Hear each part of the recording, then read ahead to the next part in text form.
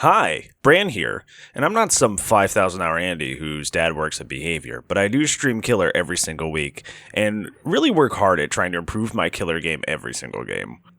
So if you're starting out as Killer, or you just need a refresher, I have some things that I've learned that I want to pass on to you. Here's 5 ways to improve your Killer game.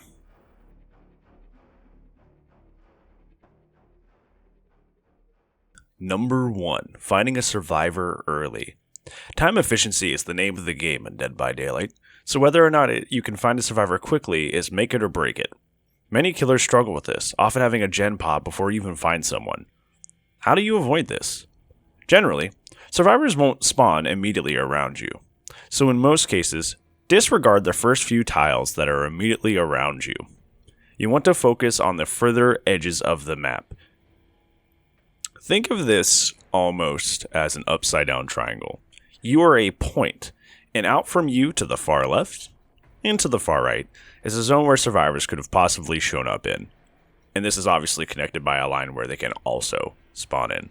So it's best to go investigate these areas within this zone and disregard anything that is outside of it, especially the first 3 immediate tiles near you. Number 2. Crows are your friends. The crows that inhabit the maps in Dead by Daylight are not just there for the creep factor. They actually have a very important gameplay function for both Killer and Survivor. Unless a survivor crouches, moving by a crow will disturb it, causing it to fly up into the sky. Killers can see this from across the map, acting as sort of a beacon on where a survivor currently is. And this is why a lot of good killers hate indoor maps. Make sure you look for these signals across the sky, as they help you find survivors early and consistently. Keep in mind as well that aside from specific killers like the Wraith, you also set off these crows as you move, so keep that in mind that tracking can go both ways here. In addition to disturbed crows, other signs that a survivor could be nearby include scratch marks in the distance, breathing if they are too close, etc. Number 3. You have a red stain as the killer, and this is both a good thing and a bad thing. While you cannot see it from your first-person perspective, you have a red stain that appears in front of you to the survivors. For survivors, this is the best hint that they have during chase as to where you are. Whether it's seeing it coming from around a corner or seeing it on their back just before a hit, this is crucial for the survivor's ability to track the killer. However, you can use this to your advantage. Use your red stain to fool the survivors by placing it away from where you intend to be going. As you can see here, the trapper is right behind this wall right here. However, Cheryl cannot see the red stain at all. That's because the trapper is facing backwards. This is also what leads into the tactic called moonwalking, where you're able to walk backwards and effectively hide your stain so the survivor does not see you coming around the corner and thinks that they are safe, effectively guaranteeing you the hit. This is also how survivors know that they are about to be hit, so having a red stain flashing on their back knows that they are about to be hit. So keep this in mind for people that have Dead Hard equipped, that once they see the red stain upon their back, that is likely when they will use it. Number 4. Pallets and hits are pressure too. In most cases with new players, I see a lot of killers obsessed with the down and the subsequent hook. While this may be in the name, killer, it's not actually your primary goal. Your primary goal is to stop the 5 generators across the map from finishing. Killers don't understand this often, and overcommit to chases to get the down and then the hook, and then say they are being gen rushed when generators inevitably pop at the end or during a chase.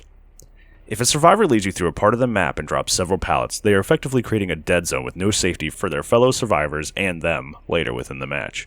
If you're able to clear some pallets and still have no progress on the down, call it a win and go back to check your generators. The same can be said for a hit, especially if you're running perks like Sloppy Butcher or Thanatophobia. A hit on a survivor without a medkit means the survivor now has to play injured or go find a teammate. Either way, they have to spend precious time to heal back up to full health.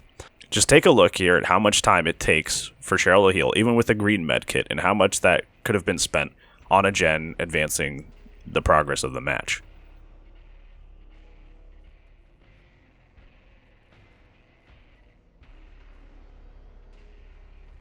So once again, if you have wasted some time but still get the hit, it may be worth it to disengage and check your generators after a single health state, as the survivors still have to waste time after they are hit. Are survivors always making it to pallets and safe zones for you? Let me introduce you to the idea of zoning with number 5. If you're noticing that survivors always end up making it to pallets or safe areas of the map, this is probably actually your fault and not so much them being skilled at the game. You as the killer are a threat, so survivors naturally will run from you to escape you. However, depending on how you place yourself, you may be able to force their escape in certain ways that would be more beneficial to you. Okay, let's say we've chased Cheryl, and now we're chasing Cheryl and we're going to catch her on the other side of this pallet. Let's take a look at what she has to work with and what she has to run to after we kick this pallet. She has a tile to her left, that's an L-wall T-wall. She has Pride Rock that she could use if she has Balanced Landing. She has a short junk tile to the right, and she has Shack as well. So that is four things that she can use to escape after I kick this pallet. She has plenty of ways out of the area. She is not in a bad spot. If I kick the pallet on this side, she's just going to run to one of these other useful areas in order to escape me and continue to chain tiles effectively against me. Now let's take a look on the other side. If I decide to chase Cheryl around the loop once and then break the pallet on this side, what does Cheryl have to work with on this side? She has 2 walls, which is not very helpful. No pallet in that junk tile back there. And she could run to Shack, but I am very, very easily able to catch up to her and run around the other side as soon as I break it. So that's at least 1 hit on her, either way. It's much more efficient to break it on this side, because now she has absolutely nowhere to go. She has to take a hit. This is the effect of zoning, because I have denied her the ability to run to 4 very, very useful tiles, just because I walked to the other side and denied her all of those. Now she had absolutely nothing to work with, and now she's going down. And that is 5 ways that you can instantly improve your killer games right away. Hopefully this helped you. Hopefully, whether you were brand new or this was a refresher, that this will have a positive impact on your games moving forward. If you liked this and this was helpful, it would be helpful if you left a like, or talk to me in the comments below about what I can do to improve these. Thank you so much for spending time with me today, and I'll see you when I see you, friend. Goodbye.